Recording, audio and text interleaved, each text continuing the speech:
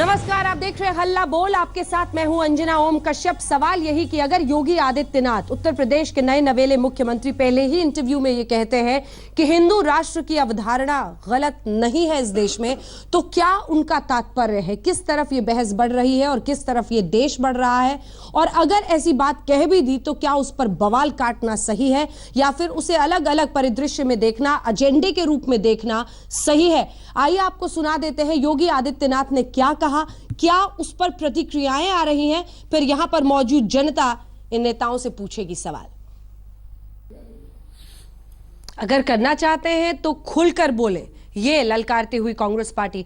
विषय इतना बड़ा और इसीलिए इतने सारे मेहमान, कुल 10 मेहमान आज हमारे साथ पैनल में हैं। हमारे साथ अब मौलाना खालिद राशिद फिरंगी महली साहब जो कि मेंबर हैं all India Muslim personal law board के, वो जुड़ गए हैं, और मौलाना मोहम्मद सुसियान निजामी साहब जो कि प्रवक्ता हैं दारुल उलूम के, वो हमारे साथ जुड़ गए हैं। जो मेहमान लगातार हमारे साथ स्टूडियो में बने हुए हैं, एक बार फिर से परिचय करा दें आपका। सुधांशु त्रिवेदी जी राष्ट्र प्रवक्ता भारतीय जनता पार्टी के, राजीव त्यागी जी प्रवक्ता कांग्रेस पार्टी के, विजय शंकर तिवारी जी प्रवक्ता वीएचपी के, पंडित अजय गौतम जी जो कि प्रवक्ता हैं हिंदू महासभा के, वो हमारे साथ हैं, मौलाना अंसार रजा साहब चेयरमैन गरीब नवाज फाउंडेशन के, मौलाना अब्दुल हमीद नोमानी साहब जो कि मुस्लिम स्कॉलर हैं, वो हमारे साथ जुड़े हुए हैं, और जेके बेनीवाल जी जो कि धर्म गुरु हैं, वो हमारे साथ जुड़े हुए हैं। तालियों के साथ इस कार्यक्रम की शुरुआत होनी चाहिए और मुझे लगता है कि सवाल जवाब ज्यादा से ज्यादा, चूंकि युवा यहाँ पर मौजूद है, वो सवाल पूछना चाहते हैं। सवाल पूछे। मैम, हम पहले से ही हिंदुस्तान में रह रहे हैं। हाँ। अब हिंदू स्थान कह लीजिए या हिंदू राष्ट्र कह लीजिए, कोई फर्क तो उसमें है नहीं। पहले से ही हिंदुस्तान में 80% हिंदू रह रहे हैं, बाकी 20% माइनॉरिटीज हैं। तो ये हिंदू राष्ट्र तो ऑलरेडी है। विजय शंकर तिवारी जी जवाब दीजिए। 42 में जब संशोधन में धर्मनिरपेक्ष शब्द लाया गया तो भारत के मूल चरित्र पर प्रश्न खड़ा कर दिया गया। जब मैं प्रश्न खड़ा करने की बात करता हूं तो यह कहता हूं कि भारत का क्या मूल चरित्र धर्मनिरपेक्ष नहीं था? अगर देखना है तो भारत में पहली मस्जिद केरल में जब बनी तो हिंदू राजा ने बनाई, तब धर्मनिरपेक्षता का शब्द संविधान में कहीं नहीं था। और दूसरी बात, हमारे देश के एक सन्यासी, युवा सन्यासी, उनका सवाल समझे कि नहीं समझे? मैं वहां पहुंच जाऊंगा जहां जल्दी पहुंच जाऊंगा। युवा सन्यासी, उन्होंने कहा था कि इस देश में सभी धर्म जहां मिलते हैं वो हिंदू धर्म है। जैसे बहुत सारी नदियां सिंधु में मिलती हैं, वो सागर है। और तीसरी बात, ये जो मूल चरित्र है, ये वो हिंदू है जो चींटियों को आटा खिलाता है, और ये जान करके भी ये सांप दूध पीने के बाद जहर उगलेगा, ये काटेगा, इसके बाद भी उसको दूध पिलाता है। यहां तक कौन है? सांप कौन है? नहीं, वो आप लगाइए, वो लगाइए, वो लगाइए। ये हिंदुओं का मूल चरित्र है। बताइए, सांप को दूध पिलाता है, राष्ट्र की बात कर रहे हैं, पूजा करता है, किसको सांप बता रहे हैं, किसको नौला बता रहे हैं, करता है।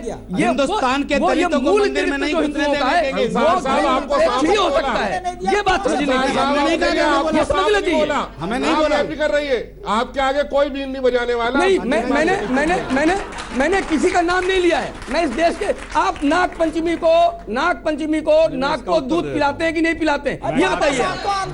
ये हमारा मूल चरित्र है। ये जानते हैं ये हिंदुस्तान की विश्व हिंदू परिषद, ये बहुत बड़ी दुश्मन है मोदी जी की, ये बहुत बड़ी दुश्मन है। ये चलने नहीं देगी मोदी राज को। ऐसा नहीं है। जो वो अच्छी लाइफ में ले जाना चाह रही है। मैं हिंदू के मूल चरित्र की बात कर रहा हूँ। अरे इतने छोटे नहीं पिलाते। आप ऑडियंस से पूछिए, ऑडियंस बताइए, आप नाग पंचमी को दूध पिलाते हैं, नहीं पिलाते साहब को?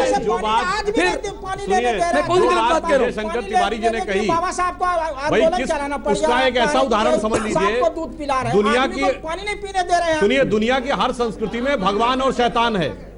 एक को भगवान माना, एक को शैतान माना, मगर हमारी संस्कृति इकलौती ऐसी है जहां राम भगवान के प्रतीक है और रावण शैतान का प्रतीक है। मगर रावण जब मृत्युशैया पर पड़ा था तो भगवान ने अपने भाई लक्ष्मण को भेजा कि इसके चरणों में खड़े होकर इससे राजनीति सीख के आओ, विद्वान आदमी है, यानी शैतान मानो, उसका भी सम्मान करो। ये होती है उदारता की बार ये विचारधारा होती है। और दूसरी बात, जो वे ऑफ लाइफ कहा ना, वे ऑफ लाइफ में अंतर क्या है? अगर आप हिंदू को एक रिलीजन माने, मान लीजिए आप माने, तो ये इकलौता रिलीजन है जो कन्वर्जन में विश्वास नहीं करता। कोई कन्वर्जन का कॉन्सेप्ट ही नहीं है। इसीलिए भारत दुनिया का हमारे नौजवानों को बताने के लिए कमी है। हमारे डिवाइन चीज, हर चीज भगवान ने बताया। नहीं सुनिए, देखिए, हमारे यहाँ सनातन वैदिक हिंदू धर्म आया है। कैसे नहीं आया हिंदू धर्म? सनातन वैदिक हिंदू धर्म डिवाइन है वो। आप लोग पहले कंफर्म कर लो कौन ठीक है। वेद शास्त्र उनको दिए, आप कैसी बात कर रहे हैं? हिंदू धर्म तो उसमें आया है, ऑलरेडी देखिए आया वो है। उन्होंने जो बात कही, मैं एक बात और ऐड करना चाहता हूं आप सब लोगों से। देखिए हर धर्म कहेगा कि साहब हम भी डिवाइन है, हम उसमें सबका सम्मान करते हैं, मगर ये बताइए आपने कभी सुना है कि किसी धर्म ग्रंथ में मैथमेटिक्स हो? सिर्फ वैदिक मैथमेटिक्स सुना होगा और कहीं नहीं। इसलिए वे ऑफ लाइफ अलग है। मेडिकल साइंस सुनी है कभी किसी धर्म में? Ayurveda by name itself is a part of the religious text. ये अंतर है। और ये ऐसा धर्म है जो कन्वर्जन में विश्वास ही नहीं करता। इसीलिए भारत दुनिया का एकमात्र बड़ा देश है जिसने इन्वेजन में विश्वास नहीं किया, जो दुनिया जीतने में नहीं खुद को जीतने में विश्वास करता है। इसलिए वे ऑफ लाइफ है। जो अटल जी की एक कविता की पंक्ति में कहूंगा, अटल जी की एक बड़ी फेमस कविता थी, हिंदू तनमन हिंदू जीवन रग रग हिंदू मेरा परिचय। उसकी अंतिम लाइन है, होकर स्वतंत्र मैंने कब चाहा मैं कर लूं जग को गुलाम। मैंने तो सदा सिखाया है करना अपने मन को गुलाम। गोपाल राम के नामों पर कब मैंने अत्याचार किया, कब दुनिया को हिंदू करने घर घर में नरसंहार किया। कोई बतलाए काबुल में जाकर कितनी मस्जिद तोड़ी, भूभाग नहीं शत शत मानव के हृदय जीतने का निश्चय। हिंदू तनमन हिंदू जीवन रग रग हिंदू मेरा। मैं एक बात, अरब जहां से फिरंगी महली जी, एक सेकंड सर, फिरंगी महली जी, क्या हिंदू राष्ट्र की अवधारणा में कुछ गलत है? क्योंकि योगी आदित्यनाथ कह रहे हैं कि ऐसा नहीं है।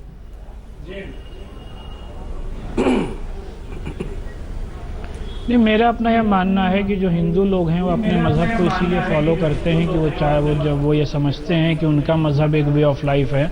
मुसलमान जो है वो अपने मज़हब पर इसलिए अमल करता है कि वो समझता है कि हमारा इस्लाम वे ऑफ लाइफ है, और क्रिश्चियन अपनी क्रिश्चियनिटी पर अमल करता है क्योंकि वो समझता है कि उसका मज़हब वे ऑफ लाइफ है। ये सबके अपने अपने मानने की और सबके एतक़ाद और अक़ीदे का मसला है।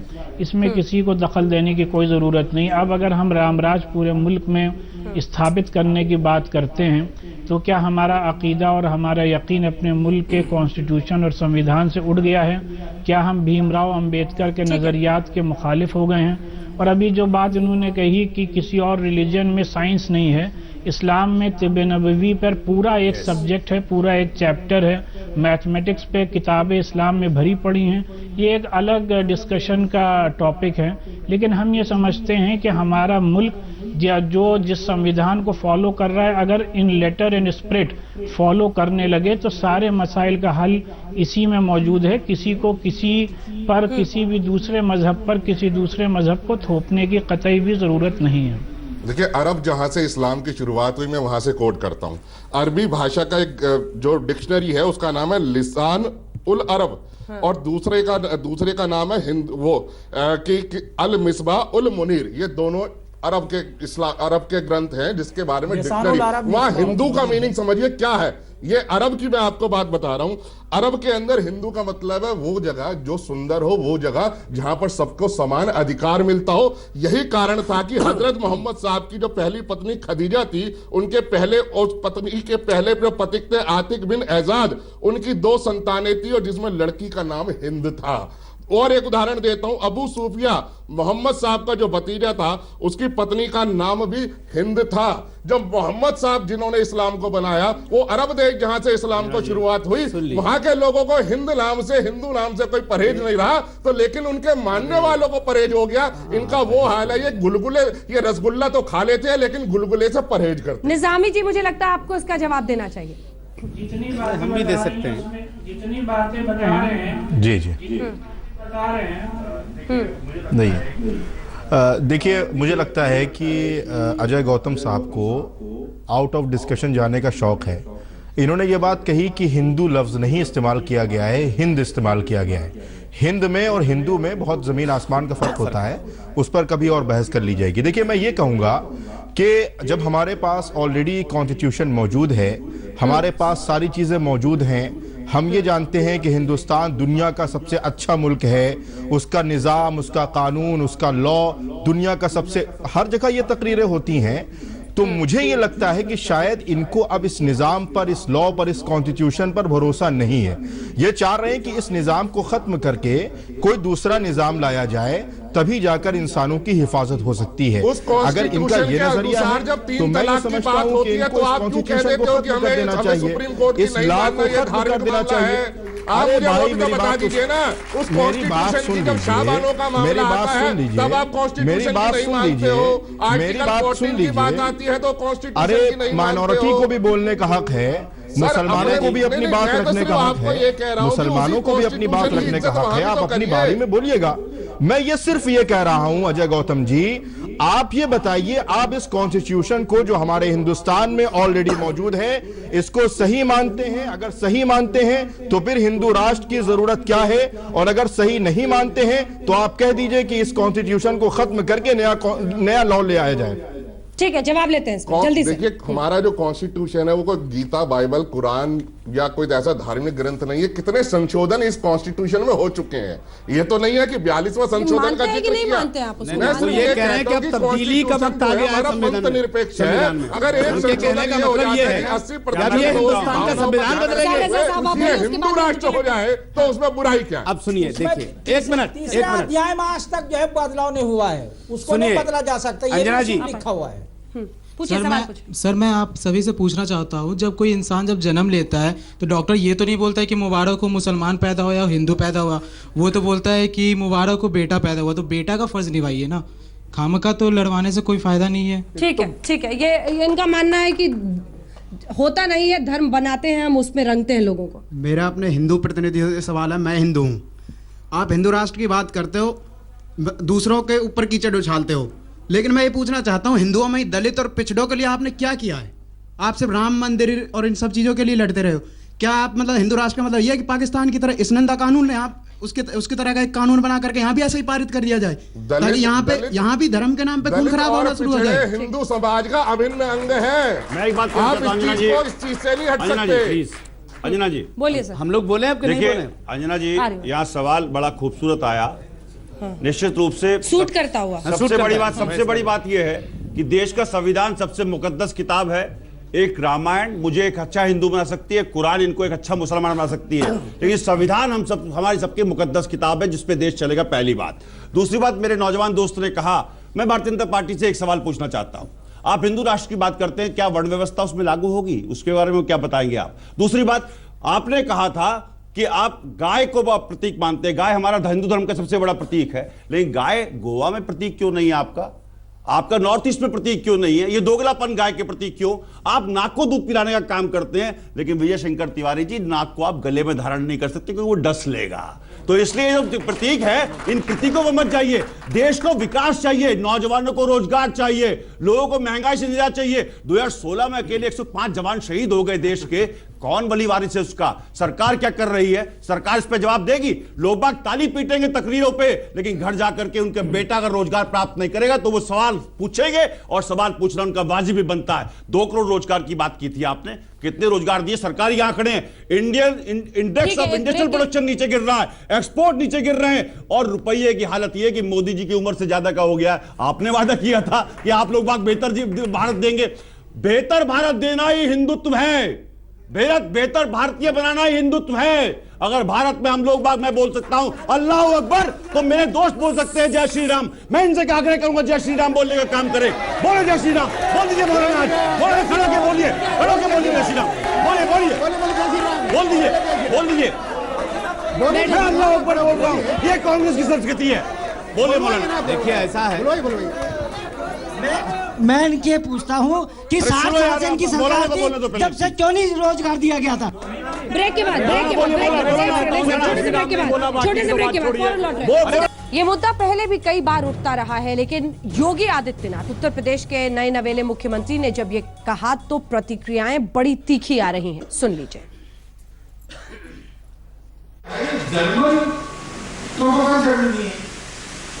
इंग्लिश लोगों का, इंग्लैंड है, अमेरिकन लोगों का, अमेरिका है, हिंदुस्तान किसका है? हिंदुस्तान ही तो। थाईलैंड की राजधानी अयोध्या कही जाती है। थाईलैंड के राजा को आज भी राम कहा जाता है। सावरकर जी ने हिंदू राष्ट्र की बात की, हिम्मत के साथ। बुनियादी तौर पर भारत हिंदू राष्ट्र है। आम्ही सगळ्यांनी बरो सपोर्ट दिलो जाल्यार जे फाटल्या काळात भारत एक हिंदू राष्ट्र अशें समजता, आणि जर तर आमी सगळ्यांनी बरें सहकार्य दिलें, त्यांच्या फाटल्यान व्यवस्थित रावले, जाल्यार म्हाका दिसता फुडल्या काळात खरें भारत हे हिंदू राष्ट्र स्थापन जातलें अशें आशावाद करता। तो ये मुद्दा उठता रहा है, हर एक की जुबानी अलग अलग तरीके से सामने आता रहा है। अटल बिहारी वाजपेयी तक को आपने इस मुद्दे पर बोलता हुआ सुना। लेकिन मेरा सवाल सुधांशु जी आपसे है, जिसमें एक सवाल ये लड़का भी पूछना चाह रहा है। नेपाल जैसा देश हिंदू राष्ट्र, फिर कम्युनिस्ट सरकार बनती है तो वो वापस उस तरह से हिंदू राष्ट्र नहीं रह जाता, फिर वापस आ जाते हैं तो हिंदू राष्ट्र बन जाता है। अमेरिका जैसे देश में 26% ऐसे लोग हैं जिनका कोई धर्म नहीं है, वो किसी धर्म को नहीं मानते हैं। 16% ऐसे लोग ब्रिटेन में हैं, लेकिन वो कहां पहुंच गए हैं? और हमारा देश आज बुनियादी सुविधाओं के लिए जूझ रहा है और हम धर्म नाम के एक ओपियम को बार बार किसी न किसी तरह से लोगों को खिलाते रहते हैं। इसी में जुड़ता हुआ इस लड़के का एक सवाल है। मेरा सवाल सुधांशु जी से है कि क्या हिंदू राष्ट्र में 15 लाख मिलेंगे? देखिए, हिंदू राष्ट्र जब था तो परम वैभव का था, भारत जगत गुरु भी था, सोने की चिड़िया भी था, 15 लाख नहीं करोड़ों थे सबके पास। वो स्थिति बनेगी झूठ नहीं था, तब झूठ नहीं था, जब छल नहीं था, जब प्रपंच नहीं था। और वो तब एक उदाहरण, अभी अटल जी को आपने बोलते सुनाया, आपकी बात करिए, वर्तमान में जलाइए। वर्तमान पे अटल जी को बोलते सुनाया। 6 महीना पहले थाईलैंड के राजा की डेथ हुई, उनका नाम क्या था? Bhumibol Adulyadej king Rama the 9th, Buddhist country है। इंडोनेशिया जो दुनिया का सबसे बड़ा मुस्लिम कंट्री, प्रतिदिन रामायण आती है वहां नेशनल ब्रॉडकास्टर पे, कोई प्रॉब्लम नहीं। साउथ कोरिया जहां क्रिश्चियंस हैं, वहां का राजवंश अपने को मानता है राम से कनेक्टेड, और हरे रामा हरे कृष्णा वेस्ट में चलता है। इसको धर्म से कैसे जोड़ दिया मुझे समझ में नहीं आता। इसीलिए संस्कृति है। क्या इंडोनेशिया में काम होना बंद हो गया? क्या इंडोनेशिया में विकास होना बंद हो गया इस बात की वजह से? क्या इंडोनेशिया में रोजगार मिलने बंद हो गए? बात करो रोजगार क्या? मैं पूछना चाहूंगा, नौजवान का सवाल का जवाब दीजिए ना। क्या हिंदू राष्ट्र बनने का 15 लाख मिलेंगे? अच्छे दिन आएंगे? अरे भाई जो मिलेंगे वो मैं बता रहा हूँ। आप बताइए ना, अच्छे दिन आएंगे नहीं आएंगे? गरीबी हटाओ। माय डियर फ्रेंड, ये बताइए 15 लाख कैसे मिलेंगे? अच्छे दिन कैसे आएंगे? रोजगार कैसे मिलेगा? कैसे मिलेगी? यूरोप अमेरिका कहां पहुंच गए हैं? हम कहां पर हैं? हस्तक्षेप इसलिए करना पड़ रहा है कि आप पास में ले आकर के, पास की तो ग्लोरियस हिस्ट्री कोई मोदी जी की वजह से नहीं है, हमारे परिणाम की वजह से। राजीव जी जवाब देने दीजिए। अब मैं जवाब देता हूं। देखिए, हमारे आंकड़े और अपने आंकड़े पे करेंगे मतभेद। इन्होंने, इंदिरा गांधी ने कहा 1970 में गरीबी हटाओ, ठीक। 2013 में 45 साल के बाद सोनिया गांधी ने क्या कहा? देश में 2/3 लोग ऐसे हैं जिनको खाद्य सुरक्षा देनी है।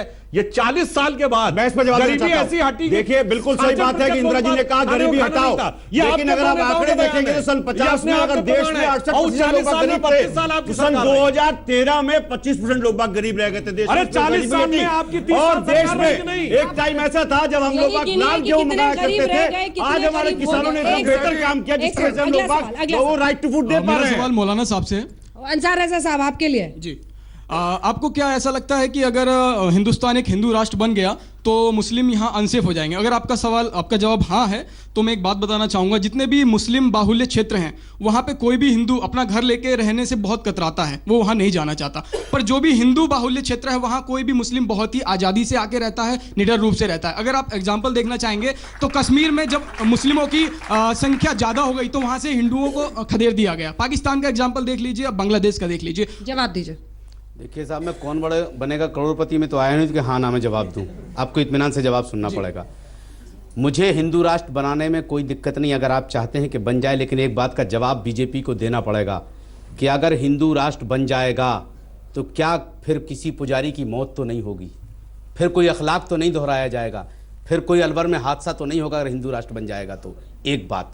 दूसरी बात, आपने पाकिस्तान का दलित को नहीं मारा जाएगा। बिल्कुल ठीक है, दलित को भी आप ले सकते हैं। तो धर्मनिरपेक्ष तो नहीं हो रहा है।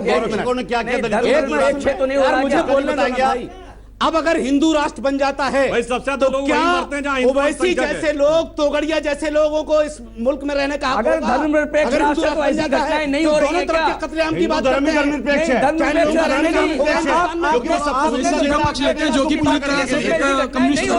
करते हैं? यह जनता सबसे बड़ी जनार्दन होती है, यहाँ जनता बैठी है। मैं जनता से पूछता हूँ, अगर हिंदू राष्ट्र बनना चाहिए नहीं चाहिए? हर हर महादेव कह दीजिए। बनाने से अगर बनता होता तो 47 में जब पाकिस्तान बना था क्यों नहीं? कार्य करना पड़ता है। मैं, मेरा मौलाना जी से सवाल है कि उनको योगी जी की हर बात पे अड़चन क्यों है? उन्होंने कहा कि नमाज और सूर्य नमस्कार, एक सेकंड प्लीज, नमाज और सूर्य नमस्कार को आपस में जोड़ा, एकता की भावना दिखाई, ट्रिपल तलाक पर उन्होंने प्रावधान लाना चाहा, तो उनको हर बात से अड़चन क्यों है? योगी द्वारा लाए गए हर बात से अड़चन क्यों लगती है उनको? ठीक है, इसका आप दोनों जवाब दें और निजामी मैं साहब एक बात बता दूं आपसे, योगी जी की सबसे पहले तारीफ हमने की जब उन्होंने 15 दिन में 32 काम किए। भैया मैं यूपी का नहीं हूं, मैं यूपी का नहीं हूं, ये किसने कहा? मैं यूपी का नहीं हूं, मैं मोदी के क्षेत्र में रहता हूं, मैं यूपी का नहीं हूं। सुन लीजिए, मुझे योगी जी से कोई ऑब्जेक्शन नहीं। उन्होंने जब नमाज और योगा को जोड़ने की बात की, वो जोड़ की बात थी, लेकिन नमाज को योगा एक साथ नहीं लिया जा सकता। नमाज अलग चीज है, योगा अलग चीज है। नमाज योगा कैसे नहीं है? अरे तो आप लोगों ने नमाज क्यों नहीं पढ़ी? नमाज पढ़ते ना योगा क्यों कर रहे थे? जब दोनों चीजें एक है तो नमाज पढ़ते रहते, योगा करवा रहे थे। 80% हिंदू हैं। भगवान योगेश्वर योगी थे और उन्होंने ही योग की शिक्षा दी है सूर्य भगवान को। मैंने एक बात कही थी, भाई हम नमाज को इबादत मानते हैं और मानते रहेंगे, और योग एक वर्जिश है जो सेहत के लिए अच्छा होता है, वो भी करना चाहिए। अंजना जी, ये देश बहुत खूबसूरत है, हम नहीं करेंगे, ये देश बहुत खूबसूरत है। योग को आज दुनिया में एक सबसे पैसा कमाने का धंधा बनाया जा रहा है, लेकिन किसने योग बनाया? का ये नहीं, योग का आपके जैसे लोगों ने। सुनिए, लेकिन योग का ये मतलब नहीं है कि सूर्य नमस्कार आप ना करें, ये भगवान ने बनाया है। क्यों सूर्य नमस्कार करें भाई? 84 लाख, देखिए सुनिए, 84 लाख योनियां हैं, मनुष्य उसमें एक है। 84 लाख प्रकार के योग हैं। ये सब कहानी हमें मत योग और नमाज पर नहीं है। नमानी साहब आपके पास एक मैं एक बात साहब आपके पास आते हुए फिर उसके बाद मैं फिरंगी महली जी और निजामी जी, एक सेकंड सर। अल्पसंख्यकों के मन में एक डर, और जैसा उसने कहा कि कॉलोनी में अलग होके इकट्ठा होके रहो, इस डर पे कई लोग अपनी अपनी राजनीति चलाते रहे हैं, उस पर प्रहार करने का वक्त नहीं है क्या? ये देखिए, ये मुद्दा जो है अल्पसंख्यक लेकर डर नहीं है, चिंता की बात है। आप भारत में जाइए और जो है गांव में और कस्बों में और शहरों में, तो बहुत से जो है ऐसे जो है बहुसंख्यक मुस्लिम बस्ती है, वहाँ जो है 5-6 घर हिंदू आराम से रह रहे हैं, कोई बात नहीं है। इसी तरह और जगह भी है। तो शहर में क्या हो जाता है? नहीं, कहीं भी ये नहीं है, कहीं नहीं है, ये इनका जो है वो ख्याल है, वो ऐसा नहीं है। अभी जो है जो आंकड़ा आया है, कहराना क्या है? कहराना क्या है? बता दीजिए, कहराना क्या हुआ फिर? अगर ऐसा ख्याल नहीं है हमारे साहब, तो कहराना में क्या हुआ? NHRC ने क्यों नोटिस? NHRC ने, नेशनल ह्यूमन राइट कमीशन ने निजामी जी एक बार आपका जवाब इस पर। निजामी जी मुझे बता दीजिए, निजामी जी सुंदर नगरी क्या है? सुंदर नगरी क्या है? जी सुन रहे हैं, आपने कहा कि नहीं है ऐसा। यही कह रहे हैं। अभी जो आंकड़ा आया है कि मुसलमानों ने 75% जो है गैर मुस्लिमों को दोस्त बनाया। संबल के अंदर संबल में हमारे भगवान कल्कि का अवतार होना है, 10वां अवतार हो रहा है कल्कि का संबल में। उसमें मंदिर में से पुजारी बाहर नहीं निकल सकते, और हमारा एक शिव जी का शिवाला है जिसमें कल्कि आपने वहां मस्जिद बना दिया। निजामी जी बोले, आपकी सरकार है दोनों जगह। बोले देखिए अंजना जी बिल्कुल बेबुनियाद बात है कि हिंदू और मुसलमानों के दरमियान इस मुल्क में एक भय सा माहौल और खौफ का माहौल है। हमारे लखनऊ में आप आइए और आपको आने का कभी इत्तेफाक भी हुआगा, एक रोड की सिर्फ फ़र्क है, उसके सामने रामलीला मैदान है लखनऊ का सबसे बड़ा, और उसी के सामने उत्तर प्रदेश की सबसे बड़ी ईदगाह है जहां से मैं आपके सामने हाजिर हूं। तो कोई ऐसा इख्तिलाफ नहीं है हिंदू और मुसलमानों के दरमियान, लेकिन हाँ ये बात ज़रूर है कि मज़हब के नाम पर और गाय के नाम पर जो इस वक्त एक माहौल बनाया जा रहा है, जिसको कहीं ना कहीं मैं कह सकता हूं कि सुनियोजित तरीके से चलाया जा रहा है, जिसमें उन लोगों की जान ली जा रही है जो गौ पालक हैं बजाय गाय को कत्ल करने वाले नहीं हैं। तो ऐसे में जरूर कहा जा सकता है कि एक भय का माहौल पैदा करने की कोशिश की जा रही है। लेकिन मैं सिर्फ ये कहूंगा कि देखिए, हुकूमतें बदलती रहती हैं, सियासत में लोग आते हैं जाते हैं, लेकिन हिंदू और मुसलमानों को खुद ये कोशिश करनी होगी कि सियासत और हुकूमत अपनी जगह रहे और उनका भाईचारा, उनकी मोहब्बत हमेशा अपनी जगह कायम रहे। तभी मैं समझता हूं कि सही तरीके से इस मुल्क का मुस्तकबिल और फ्यूचर ब्राइट हो सकता है। ठीक है, अगला सवाल राजीव त्यागी जी से मेरा सवाल है। त्यागी जी, आप इतने सालों में जब खुद श्री राम जी हैं या नहीं है, जब इसका सवाल आप खुद जवाब नहीं दे पाए हो, तो आप अंसार रजा जी से जय श्री राम का नारा लगाने का हक किस उद्देश्य से दे रहे हैं कि आप जय श्री राम का नारा लगाएंगे? हमने हमेशा देश के हर धर्म की सेवा की, हर धर्म को मानने का काम किया, और हमने कभी भी किसी से ना इत्तेफाकी नहीं की कि कोई किसी और धर्म को माने या ना माने। लेकिन मैं एक बात कहना चाहूंगा, धर्म क्या है? धर्म है सेवा करना। हमने कांग्रेस पार्टी ने हमेशा सेवा की। सन 47 का देश देखिए, 2014 का देश देखिए। मैंने कहा अल्लाह अकबर। मैं मौलाना से अपील करता हूँ मौलाना जय श्री राम कहने का नाम करें। मौलाना कहे जय श्री राम, क्या दिक्कत है उसमें? यही देश की ब्यूटी है, यही देश की ब्यूटी है। साल में देश को लूटने के अलावा कोई 13 करोड़ का जो पहला बजट था, आज 21 लाख 47 करोड़ का बजट है। आज 21 लाख 47 करोड़ का बजट है। देश को अगर आप देखेंगे तो देश को हमने हर चीज दी, हर सुविधा दी, हर ब्रांड लेके आए देश में। आज देश 6ठे नंबर की इकोनॉमी है पूरे विश्व में। कांग्रेस ने 70 साल से देश को लूटा और आप लोग सवाल करते हैं बीजेपी से 2 साल नहीं हुए। आप लोग कहते हैं कि बीजेपी 15 लाख रुपए सबके अकाउंट में डाले। नहीं, 15 लाख जो वादा किसने किया था? क्या कांग्रेस ने लिख के दिया था?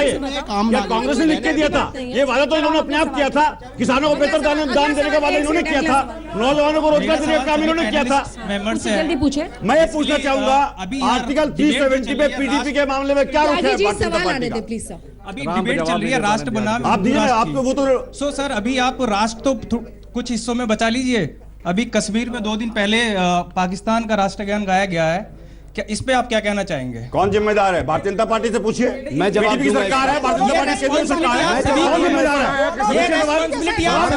सवाल पूछिए भारतीय जनता पार्टी से। जिस बीजेपी की सरकार की सरकार आज उनकी गोद में बैठ कर काम करने वाली धारा 370 लगा, आर्टिकल 370 रिमूव करने की बात की गई थी। और आर्टिकल 370 भारतीय जनता पार्टी का क्या रुख है? आप उनको कहते हैं जवाब देने, तो आप बोलने देते नहीं है। दीजिए, एक ही जवाब है साहब। पूरे देश का यूनिफिकेशन हो रहा था, सारे प्रांत मिल गए, कोई समस्या नहीं हुई। चलाने से लोगों पे आप फांसी देने। देखिए पूरे देश का सवाल पूछना चाह रहे आजादी के बाद सारे प्रांत मिल गए, समस्या नहीं हुई। क्योंकि कश्मीर नेहरू का प्रांत था। नो गलत। कश्मीर आजादी के 4 महीने बाद आया है और कश्मीर नेहरू और पटेल के प्रयास की वजह से आया है। पटेल के प्रयास की वजह से हैदराबादी बात में आया, वो विवाद में आया, वो विवाद में आया। 3 प्रोटेक्ट बाद में आए, 3 प्रोटेक्ट बाद में आए।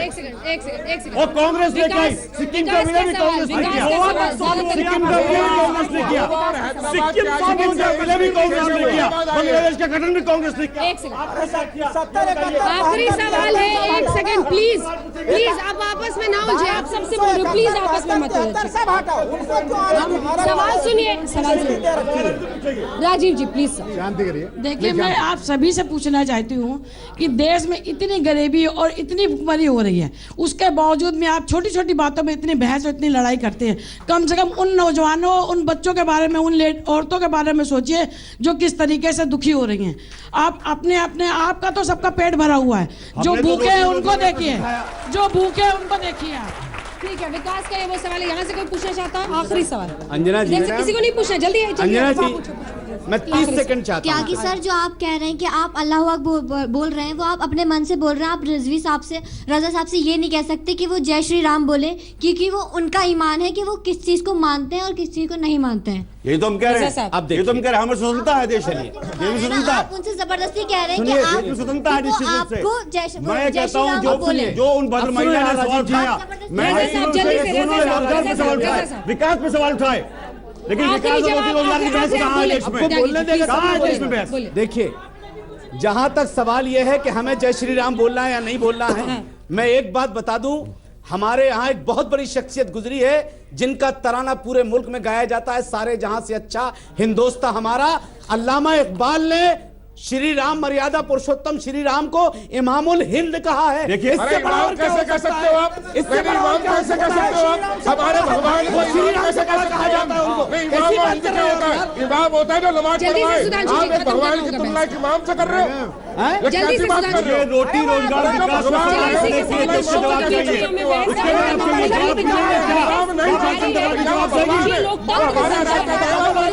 सभी का बहुत बहुत शुक्रिया। आज तक